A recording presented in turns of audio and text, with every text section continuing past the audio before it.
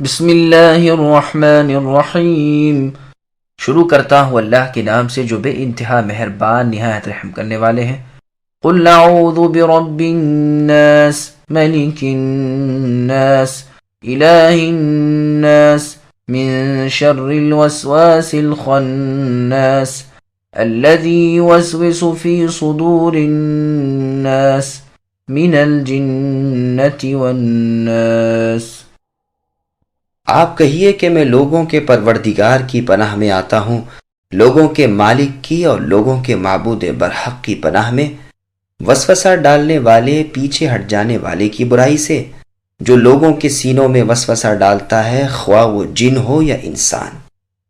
سامعین، ان آیتوں کی اب تفسیر سماعت کیجیے۔ اللہ کی 3 صفات۔ اس صورت میں اللہ عز و جل کی 3 صفتیں بیان ہوئی ہیں: اللہ پالنے والے اور پرورش کرنے کی، مالک اور شہنشاہ ہونے کی، معبود برحق اور لائق عبادت ہونے کی۔ تمام چیزیں اللہ ہی کی پیدا کی ہوئی ہیں اور اللہ ہی کی ملکیت میں ہیں اور اللہ ہی کی غلامی میں مشغول ہیں۔ پس وہ اللہ حکم دیتے ہیں کہ ان پاک اور برتر صفات والے اللہ کی پناہ میں آ جائیے، جو بھی پناہ اور بچاؤ کا طالب ہو۔ شیطان جو انسان پر مقرر ہے، اس کے وسوسوں سے بچانے والے اللہ ہیں۔ ہر انسان کے ساتھ یہ شیطان لگا ہوا ہے۔ برائیوں اور بدکاریوں کو خوب زینت دار کر کے لوگوں کے سامنے وہ پیش کرتا رہتا ہے اور بہکانے میں، راہ راست سے ہٹا دینے میں کوئی کمی نہیں کرتا۔ اس کے شر سے وہی محفوظ رہ سکتا ہے جسے اللہ بچا لے۔ صحیح مسلم کی حدیث میں ہے کہ اللہ کے نبی نے فرمایا کہ تم میں سے ہر شخص کے ساتھ ایک شیطان ہے۔ لوگوں نے عرض کیا، کیا آپ کے ساتھ بھی؟ نبی نے فرمایا، ہاں، لیکن اللہ تعالیٰ نے اس پر میری مدد فرمائی ہے، پس میں سلامت رہتا ہوں۔ وہ مجھے صرف نیکی اور اچھائی کی بات ہی کہتا ہے۔ شیطان وسوسے ڈالتے ہیں۔ بخاری و مسلم کی اور حدیث میں انس رضی اللہ عنہ کی زبانی ایک واقعہ منقول ہے، جس میں بیان ہے کہ رسول اللہ صلی اللہ علیہ وسلم جب اعتکاف میں تھے تو ام المؤمنین صفیہ بنت حیی رضی اللہ عنہا رسول اللہ کے پاس رات کے وقت آئیں۔ جب واپس جانے لگیں تو رسول اللہ بھی پہنچانے کے لیے ساتھ چلے۔ راستے میں 2 انصاری صحابی مل گئے جو رسول اللہ صلی اللہ علیہ وسلم کو بی بی صاحبہ کے ساتھ دیکھ کر جلدی چل دیے۔ رسول اللہ نے انہیں آواز دے کر ٹھہرایا اور فرمایا، سنو، میرے ساتھ میری بیوی صفیہ بنت حیی ہیں۔ ان دونوں نوجوان صحابہ نے کہا، سبحان اللہ، اے اللہ کے رسول، اس فرمان کی ضرورت ہی کیا تھی؟ آپ نے فرمایا، انسان کے خون کے جاری ہونے کی جگہ میں شیطان گھومتا پھرتا رہتا ہے، مجھے خیال ہوا کہ کہیں تمہارے دلوں میں وہ کوئی بدگمانی نہ ڈال دے۔ مسند احمد میں ہے کہ رسول اللہ صلی اللہ علیہ وسلم اپنے گدھے پر سوار ہو کر کہیں تشریف لے جا رہے تھے۔ ایک صحابی آپ کے پیچھے بیٹھے ہوئے تھے۔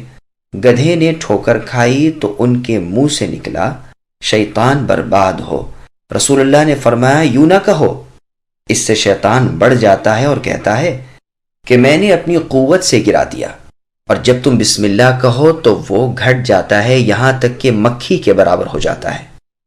اس سے ثابت ہوا کہ ذکر اللہ یعنی اللہ کی یاد سے شیطان پست اور مغلوب ہو جاتا ہے اور اس کے چھوڑ دینے سے بڑا ہو جاتا ہے اور غالب آ جاتا ہے۔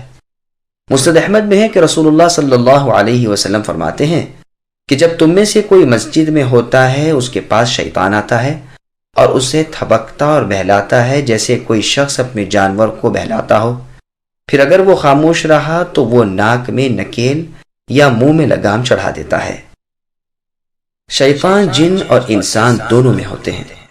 ابو ہریرہ رضی اللہ عنہ نے حدیث بیان فرما کر فرمایا کہ تم خود اسے دیکھتے ہو، نکیل والا تو وہ ہے جو ایک طرف جھکا کھڑا ہو اور اللہ تعالیٰ کا ذکر نہ کرتا ہو، اور لگام والا وہ ہے جو منہ کھولے ہوئے ہو اور اللہ تعالیٰ کا ذکر نہ کرتا ہو۔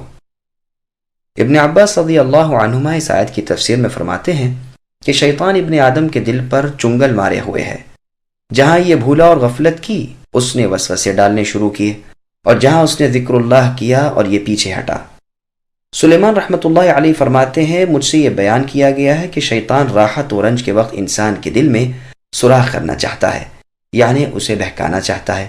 اگر یہ اللہ تعالیٰ کا ذکر کرے تو یہ بھاگ کھڑا ہوتا ہے، ابن عباس رضی اللہ عنہما سے یہ بھی مروی ہے کہ شیطان برائی سکھاتا ہے، جہاں انسان نے اس کی مان لی پھر ہٹ جاتا ہے۔ پھر فرمایا جو وسوسے ڈالتا ہے لوگوں کے سینے میں، لفظ ناس جو انسان کے معنی میں ہے اس کا اطلاق جنوں پر بھی بطور غلبے کے آ جاتا ہے۔ قرآن کریم میں اور جگہ اللہ نے فرمایا برجال من الجن، کہا گیا ہے تو جنات کو لفظ ناس میں داخل کر لینے میں کوئی قباحت نہیں۔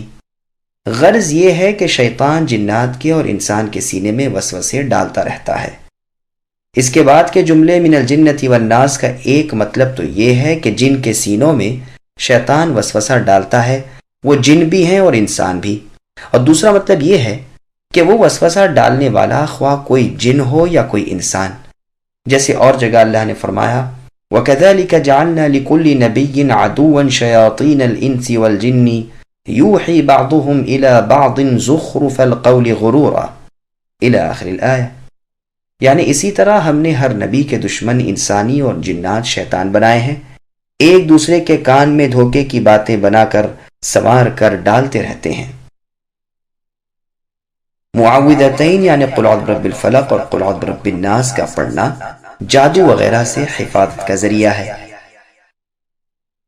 مسند احمد کی ایک حدیث میں ہے کہ ایک شخص نے نبی صلی اللہ علیہ وسلم کی خدمت میں حاضر ہو کر عرض کی یا رسول اللہ،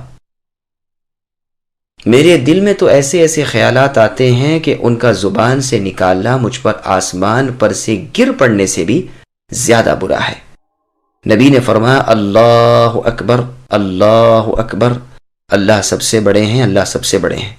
اللہ تعالیٰ ہی کے لیے حمد و ثنا ہے جس نے شیطان کے مکر و فریب کو وسوسے میں ہی لوٹا دیا۔ یہ حدیث ابو داؤد، نسائی وغیرہ میں بھی ہے۔ سامعین، الحمدللہ سورۃ الناس کی تفسیر مکمل